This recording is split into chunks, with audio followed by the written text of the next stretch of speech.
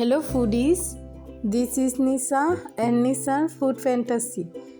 আমি আপনাদের সাথে আজকে শেয়ার করব কিভাবে গরুর মাংসের আচার বানানো যায়।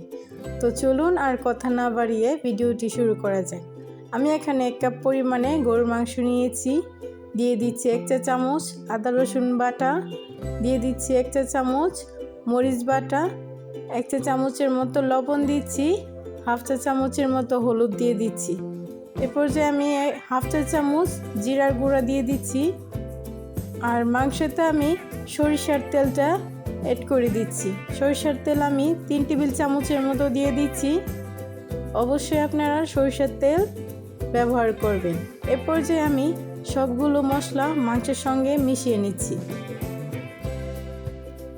আমার মিশানো হয়ে গেলে এরপর যে আমি হাফ কাপ পরিমাণে পানি দিয়ে দিচ্ছি। পানি দিয়ে আমি এখন ডেকে 10 মিনিটের জন্য রান্না করব।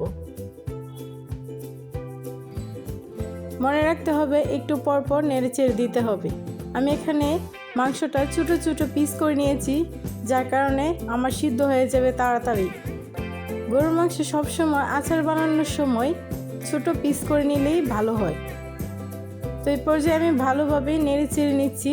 দেখতেই পাচ্ছেন যখন আমার জলের পানিটা শুকিয়ে গিয়েছে, আমি আরও 5 মিনিটের মতো নেড়েচেড়ে নিব। কেননা ভালোভাবে যদি ভাজা না হয় মাংসটা, এরপর যে আমি যখন তেলের মধ্যে দিব তখন মশলাটা ছেড়ে যাবে। তো আমি উঠিয়ে নেওয়ার পর একই প্যানের মধ্যে আবারও সরিষার তেল দিয়ে নিচ্ছি। এখানে 1 কাপ পরিমাণে তেল দিচ্ছি।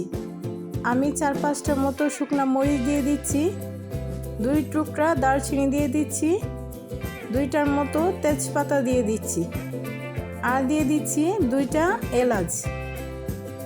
যখন তেলটা গরম হয়ে আসবে তখন একটা সুন্দর একটা ফ্লেভার আসবে, তখন আমি 1 কাপ পরিমাণে আস্ত রসুন দিয়ে দিচ্ছি।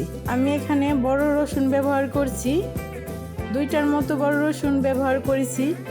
যখন তেলটা ভালোভাবে গরম হয়ে গিয়েছে, এ পর্যায়ে আমি কষানো মাংসটা তেলের মধ্যে দিয়ে দিচ্ছি। এই পর্যায়ে আমি মাংসটা ভালোভাবে নেড়েচেড়ে নিচ্ছি। মনে রাখতে হবে আপনি যখন মাংসটা কষিয়ে নেবেন বা ভুনে নেবেন তখন আপনি ভালো করে ভুনে নেবেন। তা না হলে তেলের মধ্যে যখন মাংসটা দিবেন তখন মাংসটা মশলা থেকে ছেড়ে দিবে।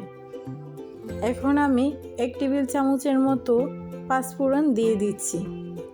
যেহেতু আচার বানাচ্ছি, পাঁচফোড়ন তো মাস্ট দিতেই হবে।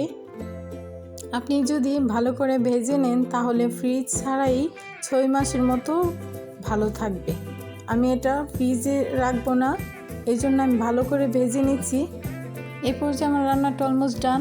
দেখতেই পাচ্ছেন ঠান্ডা হওয়ার পর এরকম হয়েছে। ভিডিওটি যদি ভালো লাগে অবশ্যই আমার চ্যানেলটি সাবস্ক্রাইব করবেন।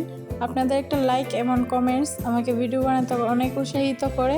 Food is life, don't waste food.